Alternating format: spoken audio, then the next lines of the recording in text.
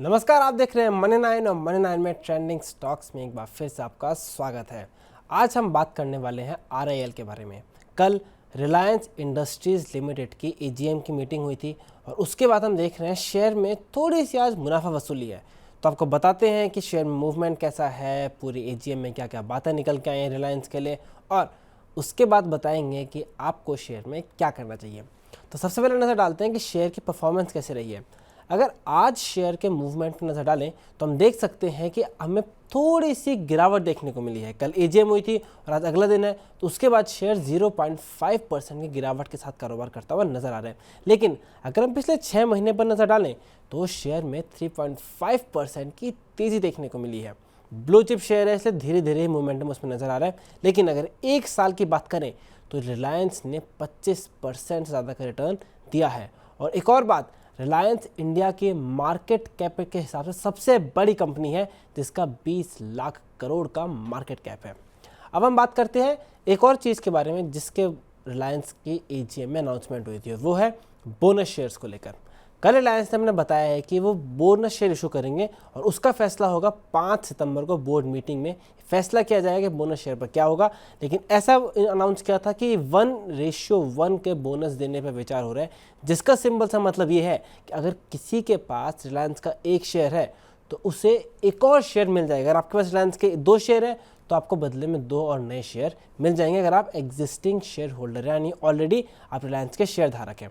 अब आपको बता रहे हैं रिलायंस ने, मुकेश अंबानी ने AGM में अपनी कंपनी के कारोबार के बारे में क्या क्या बताया। सबसे पहले अगर नजर डालें तो उन्होंने बताया कि 3 ग्रोथ इंजन की वैल्यूएशन रिलायंस के $100 बिलियन से भी ज़्यादा है, तीनों के अलग अलग, और वो है ऑयल टू केमिकल, रिटेल, और तीसरी जो ग्रोथ इंजन है इतना बड़ा वो है टेलीकॉम। यानी इन तीनों में बहुत ही ज़बरदस्त वैल्यूएशन देखने को मिल रहा है, काफ़ी बड़ी कंपनी हो रही है। लेकिन उसके बावजूद आगे ग्रोथ के प्रोस्पेक्ट्स बहुत अच्छे नज़र आ रहे हैं।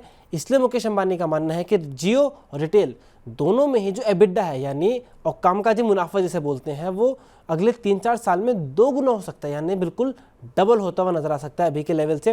और वहीं अगर बात करें तो रिलायंस का जियो के अंदर 67% के हिस्सेदार है। जियो प्लेटफॉर्म वो कंपनी है जिसके थ्रू जियो के सारे कारोबार होते हैं।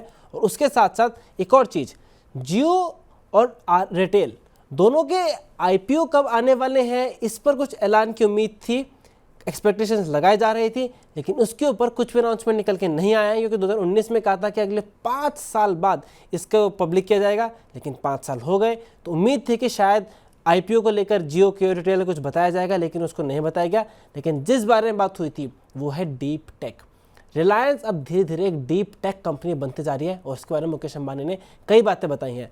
मुकेश अंबानी का मानना है कि डीप टेक कंपनी इसलिए बनती जा रही है कि रिलायंस अपने हर बिजनेस में इनोवेटिव टेक्नोलॉजीज़ का इस्तेमाल कर रहे हैं। जो भी लेटेस्ट टेक्नोलॉजी होती है जिस तरह इनोवेशन हो सकता है उसे इस्तेमाल कर रहे हैं। और एक और बात, अब वो टेक्नोलॉजी कहीं और से नहीं खरीद रहे हैं, रिलायंस खुद ही इनोवेटिव टेक्नोलॉजी को अब खुद बना रहे हैं। उनके इंजीनियर्स मिलकर सारे इनोवेटिव टेक्नोलॉजीज को डेवलप कर रहे हैं। उसके साथ साथ AI नेटिव का डिजिटल इंफ्रास्ट्रक्चर बनाया जा रहा है, जिसका सिंपल सा मतलब है कि across the board her business segment में हर तरह से AI का यूज़ किया जाएगा। और नॉट जस्ट दिस, इनफैक्ट जियो पे भी जो है AI का फोकस बढ़ता जा रहा है और इसके लिए जामनगर में 1 गीगावाट के स्केल का AI डेटा सेंटर भी लगाया जाएगा। जिसके साथ अगर बात करें तो जियो के जो यूज़र्स हैं उन्हें 100 GB का इंटरनेट दिया जाएगा। जिसके साथ साथ अब बात करें AI एडॉप्शन की। AI एडॉप्शन मतलब रिलायंस का एक इन हाउस प्रोडक्ट है जियो ब्रेन।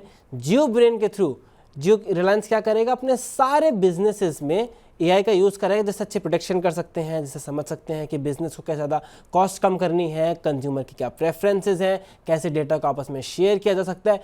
जो भी डेटा का यूज़ हो सकता है, जहाँ पे AI का यूज़ हो सकता है, उसका एक इंटीग्रेटेड सेंटर प्लेटफॉर्म बनाया है जियो के लिए। और मुकेश अंबानी का ये भी मानना है कि अगर वो सक्सेसफुल हुआ तो वो बाकी कंपनियों को सेल करने के लिए प्रोडक्ट भी बनता हुआ नजर आ सकता है। उसी के साथ साथ जियो के यूजर्स के लिए अच्छी खबर भी है, क्योंकि जियो के यूजर्स को 100 GB का क्लाउड स्टोरेज भी फ्री में मिलने वाला है। उसके लिए कुछ टर्म्स एंड कंडीशंस दी हैं, लेकिन वो टर्म्स एंड कंडीशन अगर पूरी होती हैं तो आपको 100 GB का फ्री इंटरनेट मिलेगा। वहीं अगर हम बात करें तो इसके अलावा न्यू एनर्जी स्पेस, एक AI आजकल बहुत तेजी से ग्रो हो रहा है, दूसरा new energy space. New energy space में भी कंपनी का बड़ा योजना है, क्योंकि कंपनी 75,000 करोड़ का इन्वेस्टमेंट करने वाली है न्यू एनर्जी क्षेत्र में, और उसके लिए कंपनी बहुत बड़े बड़े गीगावाट के फैक्ट्रीज लगा रही है। सोलर पीवी का उत्पादन जो है वो अगले साल के अंत तक शुरू होने वाला है। उसके साथ अगर हम बात करें तो एडवांस केमिस्ट्री बेस्ड फैक्ट्री बननी शुरू हो चुकी है। साथ ही साथ अगर हम बात करें तो मल्टी गीगावाट इलेक्ट्रोलाइजर फैक्ट्री भी 2026 में रेडी होगी। जो भी कंपनी बना रही हैं जो फैक्ट्रीज न्यू एनर्जी स्पेस में, सबसे पहली बात उसका स्केल बहुत बड़ा है, गीगा स्केल, यानी बहुत ही लार्ज स्केल पर प्रोडक्शन होगा। उसमें लेटेस्ट टेक्नोलॉजी का इस्तेमाल किया जा रहा है ताकि मोस्ट हाई एंड चीज़ों का डेवलपमेंट हो। स्केल भी ज़्यादा है, तो काफ़ी लार्ज स्केल पर काफ़ी ह्यूज अमाउंट में रिलायंस न्यू एनर्जी स्पेस में इन्वेस्टमेंट करता हुआ नजर आ रहा है, क्योंकि रिलायंस को आगे आने वाले समय में ये एक ऐसा क्षेत्र नजर आ रहा है जिससे नॉट जस्ट कंपनी ग्रोथ होगी, पूरे कंट्री की ग्रोथ के लिए भी रिलायंस को लग रहा है अच्छा क्षेत्र है। तो मुकेश अंबानी ने ये कहा है कि रिलायंस की ग्रोथ जो है पूरी कंट्री की ग्रोथ नजर आ रही है। लेकिन अब एक और बात देखिए, जब भी रिलायंस का शेयर होता है तो इन्वेस्टमेंट के टाइम पे इतना मूवमेंट नहीं आता, लेकिन जब बाद में कैपिटल इन्वेस्टमेंट के रिजल्ट आ जाते हैं उसके बाद रिलायंस के शेयर में बहुत तेजी से देखने को मिलता है। तो अगर ओवरऑल हम कहें रिलायंस का फोकस है टेक्नोलॉजीज पर, न्यू एज एनर्जीज पर, और जो उनके ऑलरेडी एग्जिस्टिंग बिजनेस हैं जैसे कि टेलीकॉम हो गया या फिर रिटेल हो गया, उनको डबल करने में फोकस है, ताकि मुकेश अंबानी का मानना है कुछ साल में रिलायंस दुनिया के टॉप 30 कंपनी में भी आते हुए शामिल हो सकता है। तो अब मुद्दा ये है कि इस सब के बाद आपको इस शेयर में क्या करना है।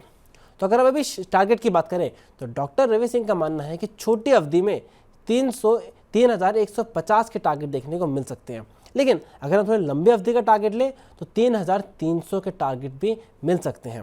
पर अगर आपका शेयर है तो आपको स्टॉप लॉस कितना रखना है? स्टॉप लॉस रखना है 2900 का। तो ये हमने आपको बताया पूरा रिलायंस के बारे में, रिलायंस जियो की, पूरे RIL की एजीएम में क्या क्या हुआ। आपको ये भी समझाया है कि आपको शेयर में क्या करना है, और ऐसे ही शेयर्स के बारे में जानने के लिए, ट्रेंडिंग स्टॉक्स, सेक्टर्स के बारे में जानने के लिए मनी9 के साथ बने रहिए।